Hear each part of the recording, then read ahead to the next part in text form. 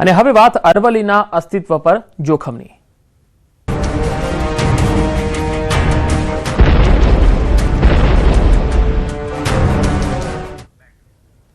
Supreme કોર્ટના નિર્ણય બાદ અરવલ્લી પર્વતમાળા ફરી એકવાર ચર્ચાના કેન્દ્રમાં આવી। 20 નવેમ્બર 2025ના રોજ સુપ્રીમ કોર્ટે આપેલા નિર્ણયનો વિરોધ થઈ રહ્યો છે। ચુકાદા પ્રમાણે 100 મીટર સુધીની ઊંચાઈ ધરાવતા પર્વતીય વિસ્તારોમાં ખાણકામ કરી શકાય છે। આ નિર્ણય ખાસ કરી રાજસ્થાન અરવલ્લી પર્વતમાળા માટે અત્યંત મહત્વપૂર્ણ માનવામાં આવે છે। ગુજરાતમાં પણ અરવલ્લી પર્વતમાળા બચાવો અભિયાન શરૂ થવાનું છે। અરવલ્લી જિલ્લા કોંગ્રેસ પ્રમુખ અરુણ પટેલે વિરોધ કર્યો। જિલ્લા કોંગ્રેસ ખેડૂતો, આદિવાસી સમુદાય અને પ્રકૃતિ પ્રેમીઓની સાથે આંદોલન કરશે। અરવલ્લી બચાવો, પાક બચાવો અને લડતમાં જોડાઓ અભિયાન હાથ ધરાશે। પ્રકૃતિ પ્રેમીઓ અને સૌ સાથે મળી આગામી સમયની અંદર અરવલ્લી બચાવોનું એક અભિયાન શરૂ કરવામાં આવશે।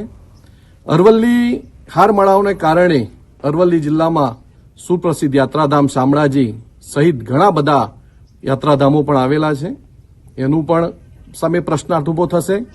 સાથે સાથે જે મેસો ડેમ, માજુમ ડેમ અને સાબરમતી નદીઓની અંદર જે વહેતું પાણી એ અરવલ્લીની હારમાળાઓમાંથી આવતું પાણી છે, જેના કારણે પાણીને પણ ખૂબ નુકસાન થવાનું છે।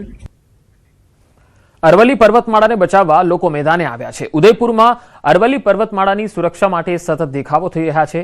આજે વકીલોએ નારેબાજી સાથે ઉગ્ર વિરોધ પ્રદર્શન કર્યું। એડવોકેટ કાઉન્સિલ અને બાર એસોસિએશનની આગેવાનીમાં વકીલોએ કોર્ટ પરિસરથી રેલી કાઢી અરવલ્લી પર્વતોના સંરક્ષણની માંગ સાથે વિરોધ પ્રદર્શન કર્યું। આ પ્રદર્શન દરમિયાન વકીલોએ રાષ્ટ્રપતિના નામે આવેદન પણ આપ્યું અને તંત્રને ચેતવણી આપી। વકીલોએ આ મામલે પુનર્વિચાર અરજી દાખલ કરવાની અને તંત્રને અસરકારક પગલાં લેવા માંગણી કરી।